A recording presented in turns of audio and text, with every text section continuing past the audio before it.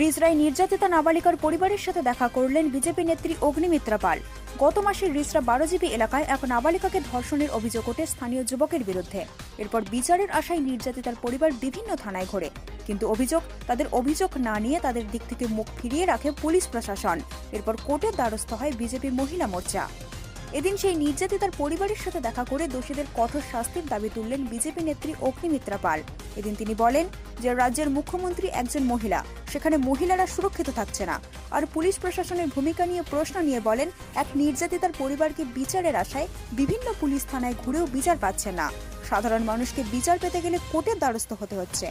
রাজ্যের পুলিশ প্রশাসনের ভূমিকা লজ্জার। এদিন অগ্নিমিত্রা পাল আরও বলেন, আগে মমতা ব্যানার্জি কাক মরলেও সিবিআই এর জন্য দাবি জানাতেন, আর এখন রাজ্যে এত অপরাধ পাড়ায় পাড়ায় হলেও তিনি চোখ বন্ধ করে থাকেন। কিন্তু মহিলা মোর্চার কর্মীরা সবসময় মহিলাদের পাশে আছেন এবং আগামী দিনেও থাকবে।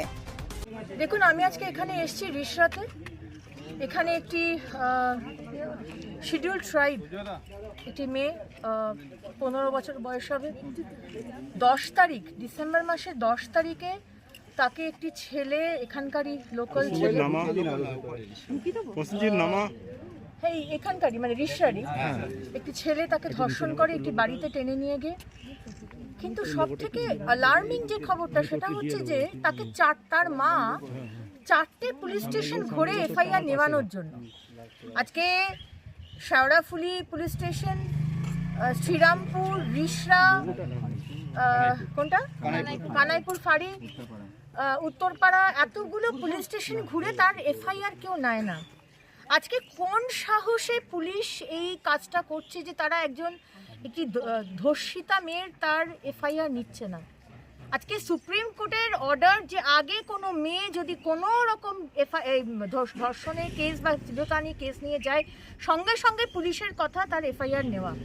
কিন্তু এখানে চারটে স্টেশন, পুলিশ স্টেশন ঘোরা সত্ত্বেও তার এফআইআর নেওয়া হয়নি।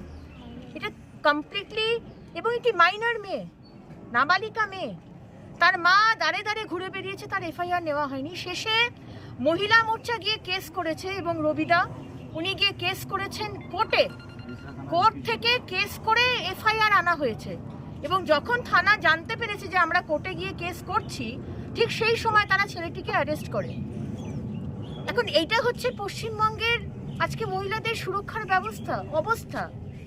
আজকে যদি আমার বাড়ির মেয়ে বা বাড়ির কেউ যদি ধর্ষিতা হয়, তাহলে থানায় গিয়ে পুলিশরা এফআইআর নিচ্ছে না। এটা তো আমি বারবারই বলে আসছি, এবং এফআইআর করানোর জন্য আমাকে কোর্টে যেতে হচ্ছে। কোর্টে গিয়ে অর্ডার আনতে হচ্ছে যে প্লিজ রিসরা থানাকে বলুন এফআইআরটা নিতে, তখন তারা এফআইআর নিচ্ছে। কিন্তু এই ধরনেরই ঘটনা উত্তরপ্রদেশের বাদুয়াতে একটা হয়েছে, মহিলাকে ধর্ষণ করে তাকে নৃশংসভাবে খুন করা হয়েছে। সেখানে তো আপনাদের সরকার, আজকে যেখানেই মেয়েদের উপর অত্যাচার হবে আমি সেখানেই সেই মেয়েটির পাশে দাঁড়াবো, সে উত্তরপ্রদেশ হোক আর পশ্চিমবঙ্গ হোক। নিজের রাজ্যের কথা আগে বলি, তারপর পাশের রাজ্যের কথা বলবো। নিজের রাজ্যে যেখানে দিনে রাতে, প্রতি বেলাতে, প্রতি মিনিটে মহিলাদের উপর ধর্ষণ হচ্ছে, এবং আমার এখানে মুখ্যমন্ত্রী একজন মহিলা, সেখানে একটু এক্সপেকটেশনটা বেশি হয়ে গেছে বোধহয়। সেটাই মানে সব থেকে অসুবিধার ব্যাপার, যে একজন মহিলা মুখ্যমন্ত্রী হয়ে তিনি একটি প্রতিবাদের কথা বলেন না। আজকে হাতরাসের জন্য তিনি তার ডেরেক ওব্রায়েন, কাকলি ঘোষ দস্তিদারকে পাঠাতে পারেন, কিন্তু আজকে যেখানে প্রতি পাড়াতে পাড়াতে ধর্ষণ হচ্ছে, অলিগলিতে ধর্ষণ হচ্ছে, সেখানে কিন্তু উনি নিজেও যান না, কাউকে পাঠানো না। কেন? কারণ উনি ধরে নিয়েছেন যে সেই কারণেই বোধহয় এনসিআরবি রিপোর্ট উনি পাঠাতে লজ্জা পান। আজকে সমস্ত রাজ্য থেকে এনসিআরবি রিপোর্ট পাঠানো হয়েছে, কিন্তু 2018 সাল থেকে কোনো রিপোর্ট পাঠানো হয়নি। পাছে আমাদের এই যে ট্যাগটা উনি বলেন না যে Paschimbanga one of the safest cities in India, সেটা যে সত্যি কথা নয়, সেই জন্যই বোধহয় উনি এনসিআরবি রিপোর্ট পাঠান না। কোথায় আপনি উত্তরপ্রদেশের কথা বলছেন, তো উত্তরপ্রদেশের মতো তো আমরা কোনো পুলিশ অফিসারকে যেরকম যোগীজি বরখাস্ত করেছেন, ওই রিসরা থানার পুলিশ অফিসার যারা এফআইআর নেয়নি তাদেরকে বরখাস্ত করে একটু দেখান না। বুকের পাটা কত আছে আমরাও দেখি। তৃণমূল থেকে যেটা বলছে, না আমরা দেখি। সিবিআই এনকোয়ারি চেয়েছে হাতরাসের ঘটনার জন্য, যোগীজি সিবিআই এনকোয়ারি চেয়েছে। আপনার বুকের পাটা থাকে তো আপনি বলুন না, সিবিআই এনকোয়ারি চান? আপনি যখন মুখ্যমন্ত্রী হননি তখন তো পিছনে কাক মরলেও আপনি সিবিআই তদন্ত চাইতেন। এখন তো মেয়েদের ধর্ষণ হচ্ছে, গুলি করে দেওয়া হচ্ছে, গলা কেটে একদিকে গলা একদিকে বডি পড়ে রয়েছে। কোথায় তো দেখতে পেলাম না। হলদিয়ার ঘটনা হলো, জয়নগর হলো, কোথাও তো দেখতে পেলাম না সিবিআই তদন্ত হচ্ছে। সুতরাং লেটস নট কম্পেয়ার। প্রতিটি রাজ্যের নিজস্ব প্রবলেম। আমি এই রাজ্যের একজন সামান্য নাগরিক, কিন্তু আমি একজন মহিলা, আমি সমস্ত মহিলার পাশে দাঁড়াবো, ইরেসপেক্টিভ অফ ও টিএমসিতে করুক কি সিপিএম করুক কি বিজেপি করুক। আমরা বিচার চাই। আপনি জিজ্ঞেস করছেন কি, আমরা বিচার চাই। আজকে ছেলেটিকে অ্যারেস্ট করা হয়েছে, আমার মহিলা মোর্চার মেয়েরা, আপনারা জানেন মহিলা মোর্চা থেকে আমরা একটি প্রকল্প শুরু করেছি কবচ, যেখানে মহিলা মোর্চার যারা অ্যাডভোকেট আছে তারা বিনা পারিশ্রমিকে এই মেয়েদের, ধর্ষিতা মেয়েদের পাশে দাঁড়াচ্ছে, এবং সেখানে আমার মেয়েরা তারা দাঁড়াবে, তারা কেসটা লড়বে, এবং পুলিশ থেকে যারা কেস নিচ্ছে না তাদেরও আমরা শাস্তি চাই। কারণ এটা চলতে পারে না যে আমাকে যদি কোর্ট থেকে কেউ এফআইআর করিয়ে আনতে হয় সেই পারমিশন, এটা চলতে পারে না। পুলিশ যারা এফআইআর নেবে না আপনাদেরও শাস্তি হবে, আপনাদেরও ডিপার্টমেন্টাল এনকোয়ারি হবে, সেটা আমরা কোর্টে গিয়ে আমরা সেটা দেখে নেবো যাতে আপনাদের ডিপার্টমেন্টাল এনকোয়ারি হয়। Thank you. যদি বলছিলাম যে সম্পূর্ণ আলাদা একটি বিষয়, সেটা হচ্ছে যে আপনাদের মিটিং মিছিল একাধিকবার মনে করছে না?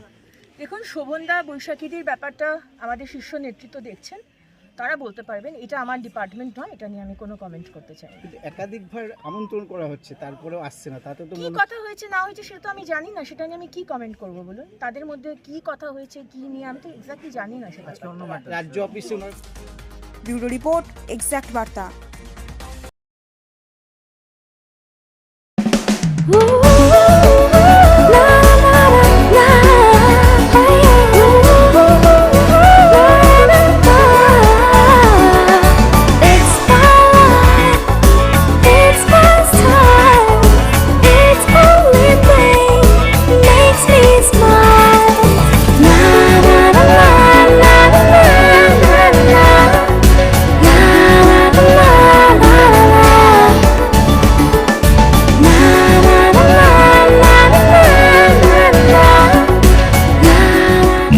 Collection, jeans and t-shirts only for men.